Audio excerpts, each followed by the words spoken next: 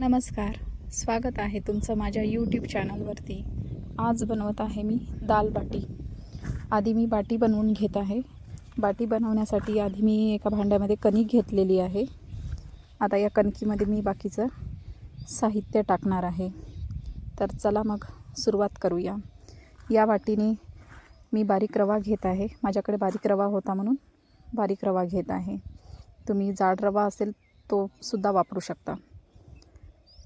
जी वाटी दाखवली होती त्या वाटीने मी बारीक रवा घेतला आणि त्याच वाटीने मी एक वाटी तेल घेतलं। थोडंसं कमी घेतलं, एकदम वाटी भरून नाही घेतलं।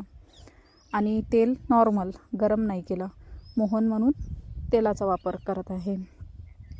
आणि या कणकीमध्ये मी टाकत आहे ओवा, साखर, 1 चम्मच पोहे खायचा चम्मच, बेसन आणि चवीनुसार मीठ।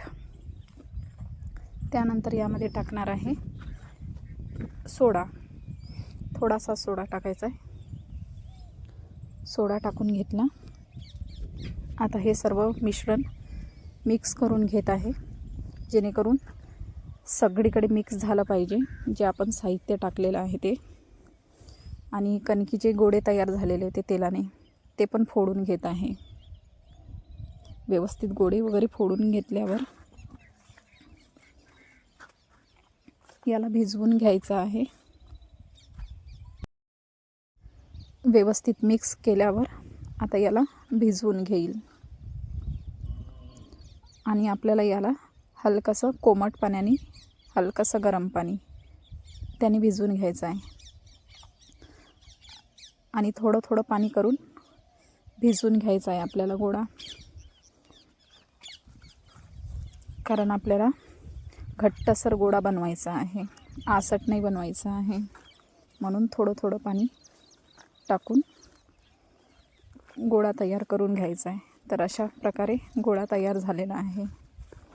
आता याला मी 10-15 मिनिटसाठी झाकून ठेवते, तोपर्यंत बाकीची तयारी करते। तर दाल फ्राय रेडी आहे। आणि काही बाटी पण तयार करून ठेवली होती मी, तर काही बाटी 1-2 बाटी तुम्हाला बनवून दाखवते।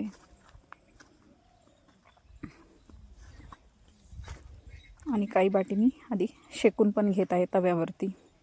तव्यावर एक जाळी ठेवलेली आहे। माझ्याकडे बाटीची जाळी नव्हती म्हणून मी पापड भाजायच्या जाळीने शेकून घेत आहे। तव्यावर पापड भाजायची जाळी ठेवली आणि त्यावरती बाटी शेकून घेत आहे। तर बाटी अशा प्रकारे बनवायची आहे। बघू शकता, एक गोळा घ्यायचा, तो हातावरती असा हलकासा मारल्यासारखा करायचं, दाबून घ्यायचा असा दोन्ही हातांनी,